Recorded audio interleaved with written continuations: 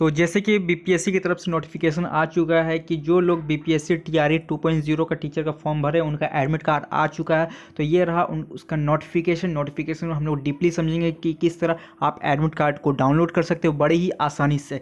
अगर आप इस नोटिफिकेशन को सही से नहीं पढ़ेंगे तो आप एक भारी मिस्टेक करेंगे कि आप अपने एडमिट कार्ड को किस तरह डाउनलोड करेंगे। तो इस वीडियो को लास्ट तक जरूर देखें। इस वीडियो में बताऊंगा कि आप किस तरह अपने एडमिट कार्ड को बड़ी ही आसानी से डाउनलोड कर सकते हैं बिना कोई मिस्टेक से। वीडियो को शुरू करने से पहले हम लोग यहाँ पर देख सकते हैं विज्ञापन संख्या 27/2023 अध्यापक नियुक्ति प्रतियोगिता परीक्षा टीआरई 2.0 के लिए है। तो अब हम लोग यहाँ पर आगे बढ़ते हैं।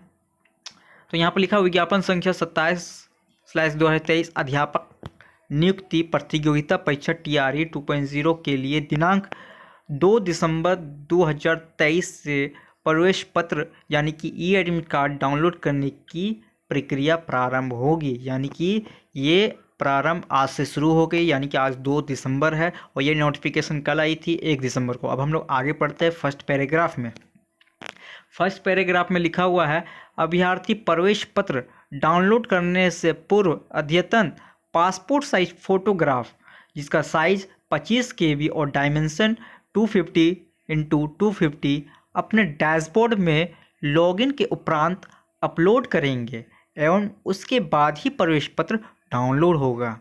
डाउनलोड किए गए ई एडमिट कार्ड में अभ्यर्थी को आवंटित परीक्षा केंद्र कोड के रूप में दर्ज होगा, जिसमें केंद्र कोड, सेंटर कोड एवं जिला का नाम अंकित रहेगा।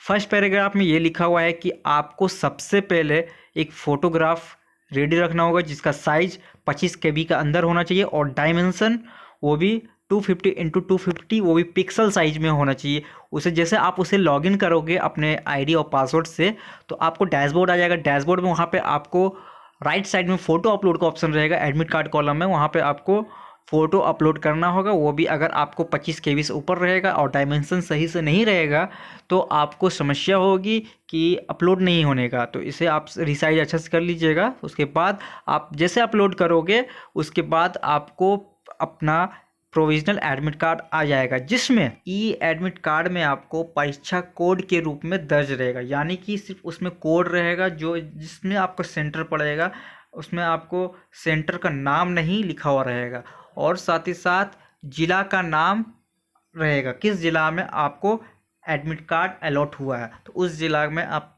अगर आप दूर से आ रहे हैं तो उसमें आप अपना रिजर्वेशन ट्रेन बुकिंग करा सकते हैं। चलिए अब हम लोग आगे बढ़ते हैं सेकंड पॉइंट में, काफ़ी महत्वपूर्ण है। वर्ग 6 to 8 एवं वर्ग 9 से 10 में संबंधित वैसे अभ्यर्थी जिन्होंने सामाजिक विज्ञान या विषय का चयन किया है, वो भी अप्लाई करने वक्त में वे इतिहास, भूगोल, अर्थशास्त्र एवं राजनीति शास्त्र में 2 विषय जिसमें से एक विषय इतिहास या भूगोल विषय अनिवार्य है का चयन करके ही एडमिट कार्ड डाउनलोड से संबंधित आवश्यक प्रक्रिया करेंगे।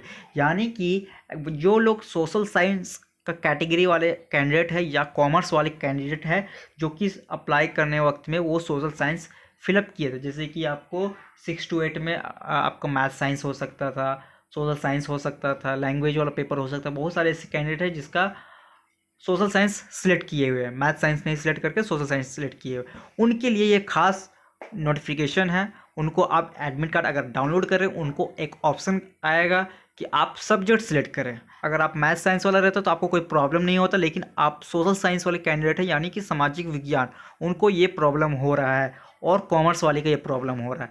जैसे कि यहाँ पर लिखा हुआ है आपको 4 सब्जेक्ट दिया हुआ है, या कौन कौन से, इतिहास, भूगोल, अर्थशास्त्र एवं राजनीतिक शास्त्र। इसमें से आपको एक कंपलसरी है और एक ऑप्शनल है यानी कि एडिशनल, ठीक है। तो आपको कंपलसरी क्या है, एक कंपलसरी रखना है जिसमें आपको इतिहास हो या भूगोल, ये आपको कंपलसरी रखना पेपर 1 में, ठीक है। पेपर 1 यानी कि अगर आप सबको रेट की इतिहास लिए हैं तो आप सेकेंड में भूगोल रखना चाहते हैं भूगोल भी रख सकते हैं, अर्थशास्त्र रखना चाहते हैं अर्थशास्त्र भी रख सकते हैं, राजनीतिक शास्त्र रखना चाहते हैं राजनीतिक शास्त्र भी रख सकते हैं।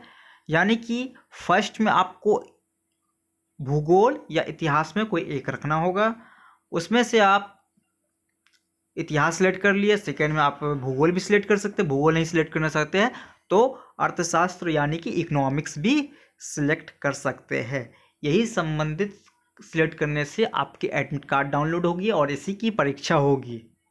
तो ये समस्या कॉमर्स वाले को काफ़ी आ रही है, तो सिंपल सा कह दिया है 6 to 8 और 9 10 दोनों वैसे अभ्यर्थी जिन्होंने सोशल साइंस यानी कि सामाजिक विज्ञान सिलेक्ट किया, उनको ये टर्म कंडीशन लागू हो रहा है उन्हीं पर सिर्फ। चलिए अब हम लोग आगे बढ़ते हैं पॉइंट 3 में। पॉइंट 3 में ये कह रहा है, माननीय सर्वोच्च न्यायालय दिल्ली द्वारा पारित न्यायाधीश के आलोक में डीएलएड की डिग्री मान्य है। अप्रशिक्षित प्रारंभिक शिक्षक जो दिनांक 10/8/2017 के पूर्व से कार्यरत है उनकी 18 माह की डीएलएड डिग्री मान्य होगी। जैसे कि अभी ट्रेंडिंग टॉपिक ये है कि एनआईएस बोर्ड को डीएलएड से बाहर कर दिया, 1 to 5 से बाहर कर दिया, क्योंकि एनआईएस बोर्ड में सिर्फ 18 महीना के लिए होता है। तो ये आप सुप्रीम कोर्ट का भी एक काफ़ी सुप्रीम कोर्ट से भी एक नोटिस आ चुका है फाइनल कि एनआईएस से जो डीएलएड किए उसे 1 to 5 से हटा दिया, क्योंकि वो 18 महीना किया हुआ है। तो जो लोग ऑलरेडी ज्वाइन है यानी कार्यरत है, कब से 10/8/2017 से जितने लोग ज्वाइन है, उससे पहले जितने लोग ज्वाइन कर चुके हैं उनको उनका डिग्री मान्य होगी, उनका डिग्री वैलिड है। उसके बाद जो है उसका डिग्री वैलिड नहीं है। तो यहाँ पे भी क्लियर कर दिया गया है। अब आप आते हैं हम लोग 4th पॉइंट में, यानी कि 4th पैराग्राफ में। वर्ग 1 से 5 से संबंधित अभ्यर्थी को निर्देश दिया जाता है कि कंडिका 7 में वर्णित सर्वोच्च न्यायालय द्वारा प्रेरित आदेश पर सहमति व्यक्त करते हुए एडमिट कार्ड डाउनलोड करने संबंधित प्रक्रिया करेंगे। यानी कि सुप्रीम कोर्ट जो आदेश दिया है उन्हीं के अनुसार ही आपको आगे का पालन करना होगा, फिर आप डाउनलोड कर पाएंगे। ठीक है, अब आते हैं हम लोग पॉइंट 5 में। वैसे अभ्यर्थी जो शिक्षा विभाग एवं पिछड़ा एवं अति पिछड़ा कल्याण विभाग के अंतर्गत शिक्षक पद के लिए वर्ग 6 to 8 संगीत/कला विषय को छोड़कर, कौन सा, संगीत और कला विषय को छोड़कर आवेदन किए हैं तथा दोनों विभाग के लिए अलग अलग विषय का चयन किया गया, यानी कि दोनों विभाग, जो शिक्षा विभाग में भी हो, ठीक है, और कल्याण विभाग में हो, ठीक है, दोनों अलग अलग विषयों का चयन किया गया है। उन्हें केवल शिक्षा विभाग के लिए चयनित विषय की परीक्षा में सम्मिलित होना है। जो शिक्षा विभाग में भी किया है और कल्याण विभाग में भी किया है अलग अलग विषय को, और अगर आप संगीत विषय को किए रहते तो चलिए ठीक है, लेकिन अलग अलग विषय को किए हुए हैं तो उनका सिर्फ शिक्षा विभाग के लिए चयनित विषय की परीक्षा में सम्मिलित होना है। अब आते हैं हम लोग 6 पैराग्राफ में। 6 पैराग्राफ में लिखा हुआ है, सभी अभ्यर्थी प्रवेश पत्र की अतिरिक्त प्रति अपने साथ परीक्षा केंद्र ले जाना सुनिश्चित करेंगे।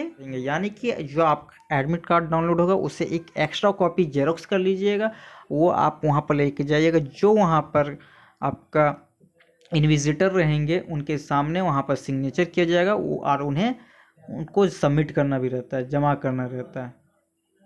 अब आते हैं 7 पॉइंट में। 7 पैराग्राफ में यहाँ लिखा हुआ है, परीक्षा केंद्र कोड के संबंध में विस्तृत जानकारी दिनांक 5/12/2023 से उपलब्ध कराई जाएगी। अभ्यर्थी अपना प्रवेश पत्र निश्चित रूप से डाउनलोड कर लेंगे। यानी कि परीक्षा केंद्र कोड से संबंध विस्तृत जानकारी, जो कि आपको सिर्फ, अभी एडमिट कार्ड डाउनलोड कीजिएगा आपको सिर्फ परीक्षा केंद्र कोड ही रहेगा, और उसका पूरा डिटेल जानने के लिए 5 दिसंबर 2023 से उपलब्ध कराई जाएगी वेबसाइट में। आपको पुनः लॉगिन करना होगा रजिस्ट्रेशन नंबर और पासवर्ड डाल करके। चलिए अब आते हैं 8 पॉइंट में। अभ्यर्थी को परीक्षा प्रारंभ होने के 1 घंटा पूर्व तक ही परीक्षा केंद्र में प्रवेश की अनुमति दी जाएगी, अर्थात 1 घंटा पूर्व प्रवेश बंद कर दिया जाएगा। परीक्षा अवधि की समाप्ति के पश्चात यूज्ड OMR आंसर शीट को सील बंद कराने के पश्चात ही परीक्षा कक्ष छोड़ेंगे। यानी कि आपको परीक्षा को शुरू होने से पहले 1 घंटा पहले आपको एंट्री कराया जाएगा। एक एंट्री आपको 1 घंटा तक चलेगा, फिर उसके बाद गेट क्लोज कर दिया जाएगा।